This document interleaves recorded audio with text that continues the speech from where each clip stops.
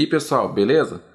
Como prometido aqui no canal, eu falei num vídeo ontem que eu não iria entrar em detalhe a respeito do depoimento do Sérgio Moro, porque eu não tinha lido tudo.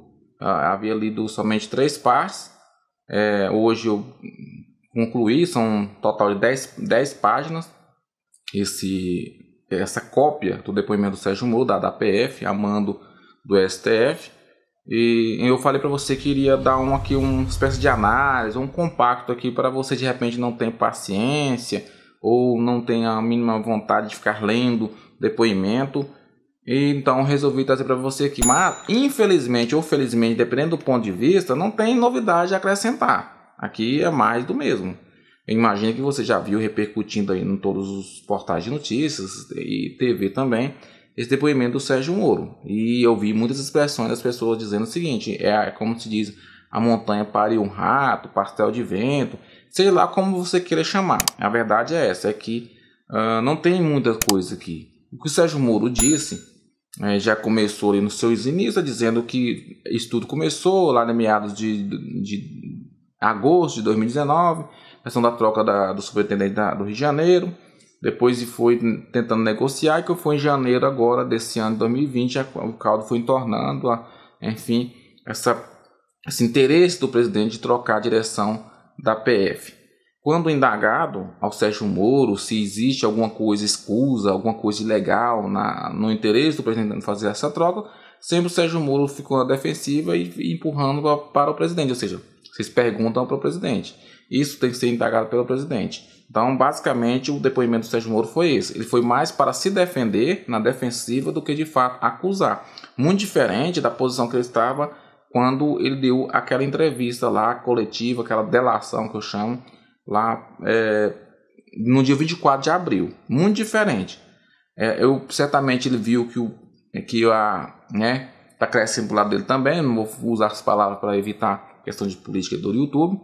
Ele sentiu a coisa do lado dele também, ele percebeu que a chapa dele esquentou. Então você percebe nesse relatório, nesse depoimento, que sim, Sérgio Moro ficou um tanto acuado, porque ele viu a lambança que ele fez.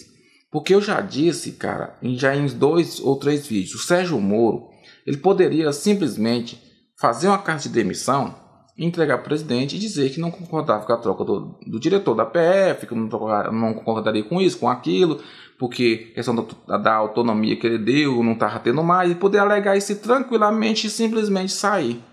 Iríamos ficar assim, perplexos e tal? Sim, mas depois as coisas vão voltando para o lugar, como de fato agora está voltando para o seu devido lugar. Esse show do Sérgio Moro sair e acusar o presidente, e depois ele, nesse depoimento, fica nítido que ele está acusando, mas não está acusando, ou seja, ele jogou, tipo assim, eu falei no vídeo ontem, ele está dizendo o seguinte, tudo que eu percebi que ele está dizendo o seguinte, eu não estou dizendo que o presidente Bolsonaro cometeu algum tipo de irregularidade, de crime, isso foi o PGE que está falando, isso é a mídia que está falando, não sou eu.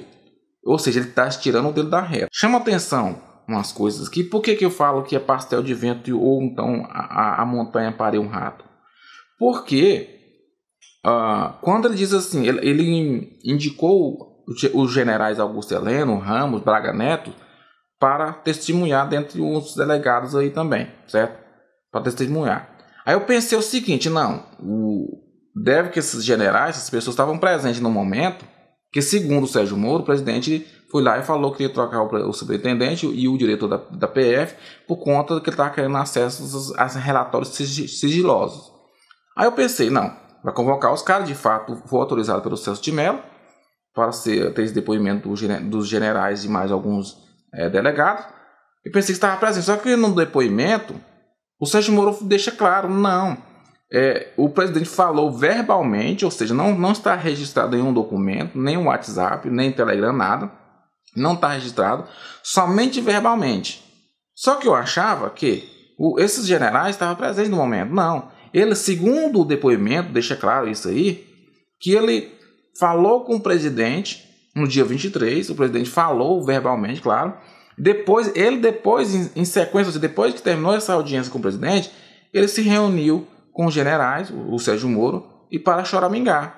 Quer dizer, os generais Ele pode ir lá, Augusto Heleno, ele vai depor e vai falar exatamente isso, que o Sérgio Moro foi lá chorar para ele. Mas a verdade é que os ministros, os generais, eles não estavam junto com essa audiência com o presidente.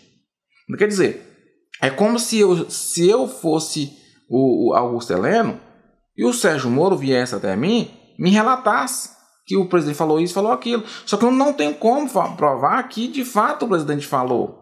Eu posso falar assim, não, o Sérgio Moro veio até mim, falou isso, choramingou, e eu falei que eu ia ver com o presidente se é que eu poderia fazer.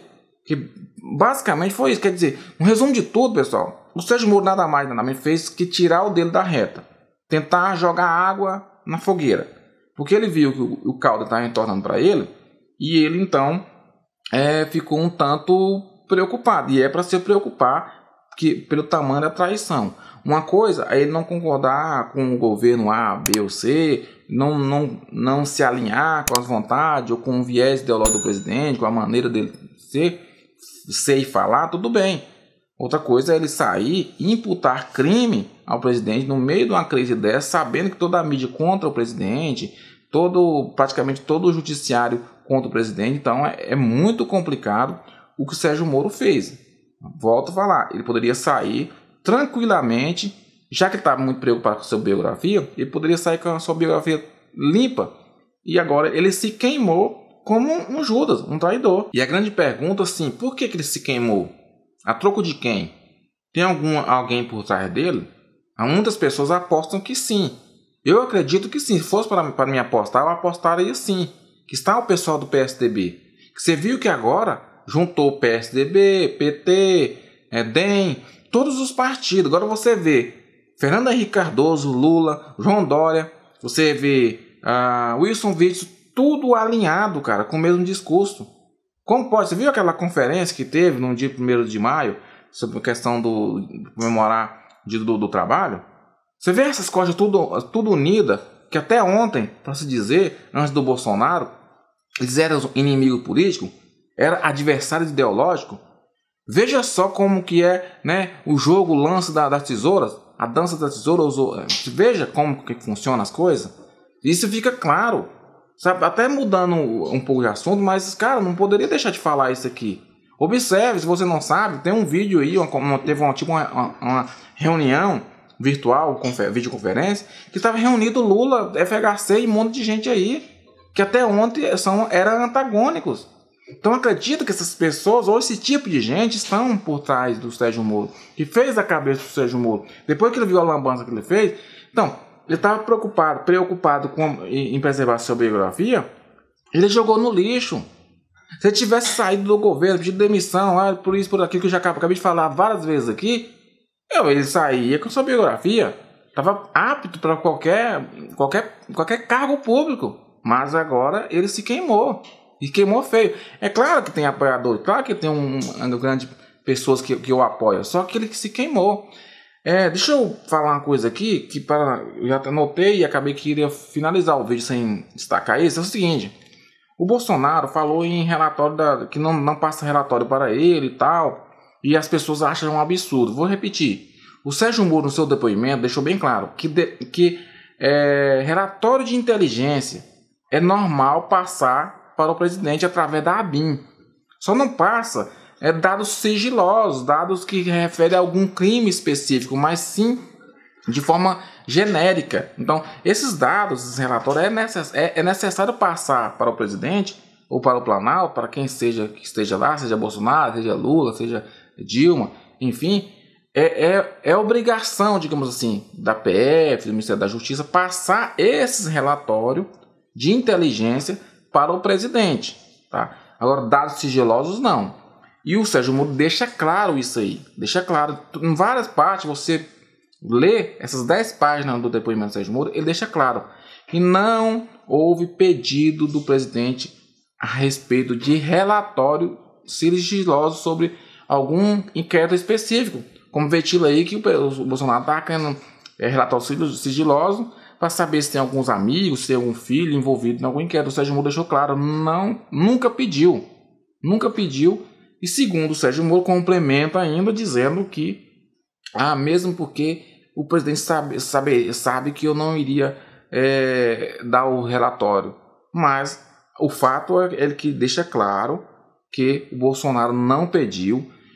Tudo que eu percebi foi um Sérgio Moro acuado, mais na defensiva. Disse que o presidente, se o presidente cometeu o crime ou não, cabe às autoridades competentes. Que ele não disse que o presidente cometeu o crime. Quem sugeriu esse crime, pediu a abertura, foi o Aras, ou seja, o PGR. Então, cara, basicamente não tenho o que acrescentar. Como eu disse, é mais do mesmo. O depoimento é aquilo que já se ventilou, que saiu na entrevista. A mesma coisa que ele deu a entrevista, é onde ele, digamos, delatou o presidente da República. Foi a mesma coisa que ele falou. A única coisa que eu percebi é que ele deu um recuo.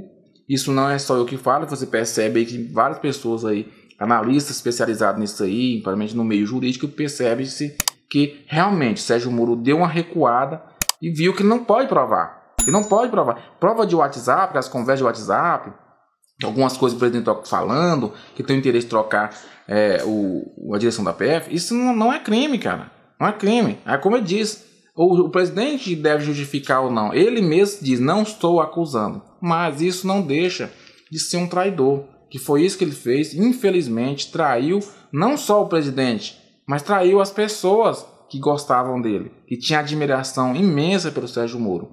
De ser uma pessoa assim, aparentemente tão correta, tão centrada, de repente não concordar com isso, com aquilo, é direito dele, qualquer pessoa, só que sair atirando no meio de uma crise, sabendo desse pessoal tudo querendo ferrar o presidente, é muita covardia, é muita trairagem. Eu tenho certeza que muitas pessoas, não sei, tenho certeza que todos não, mas muitas pessoas jamais vão perdoar ou vão esquecer a trairagem do senhor Sérgio Moro. Então essa, digamos assim, é o compacto, uma análise, digamos assim, sobre o depoimento do Sérgio Moro. Felizmente, infelizmente, não tem muito a acrescentar. Até mais.